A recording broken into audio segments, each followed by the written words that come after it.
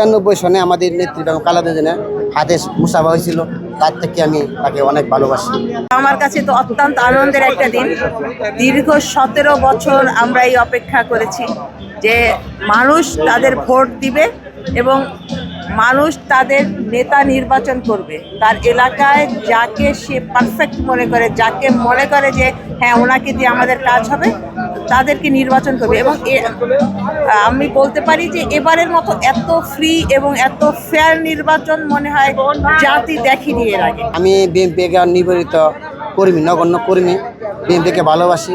ভালোবাসার উদাহরণ হচ্ছে আমার বাবা তাকে ভালোবাসত, আমার মা তাকে ভালোবাসত, অল ফ্যামিলি তাকে ভালোবাসে।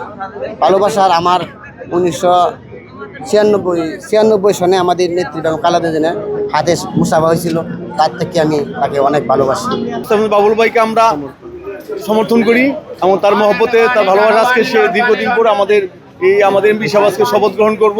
আমরা আনন্দ উল্লাস হয়ে আজকে এসে পড়ছি। আর আমরা তাকে 2,07,412টা ভোট দিচ্ছি, সর্বোচ্চ ভোট দিয়ে তাকে আমরা বিজয় করেছি।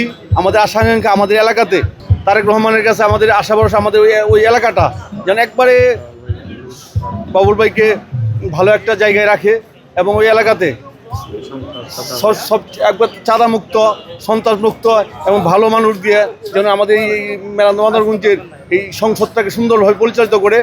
যে আমরা আসছি শেরপুর থেকে, এই শেরপুর 2 নকরানিতাবাড়ি। আমাদের সংসদ সদস্য জনাব মোহাম্মদ ইঞ্জিনিয়ার ফাহিম চৌধুরী, আমাদের দল আজকে শপথ গ্রহণ করছে। এটা আমরা ভাষায় প্রকাশ করতে পারবো না। যেমন আমরা আনন্দ উচ্ছ্বাস করেছিলাম 5ই আগস্ট, আবার আনন্দ উল্লাস করছি আজকে বাংলাদেশের প্রাণ যে জাতীয় সংসদ, সেই জাতীয় সংসদ তার সঠিক ঠিকানা খুঁজে পাবে। বাংলাদেশের ভবিষ্যৎ আজকে কোন দিকে যাবে তা পরিকল্পিত হবে।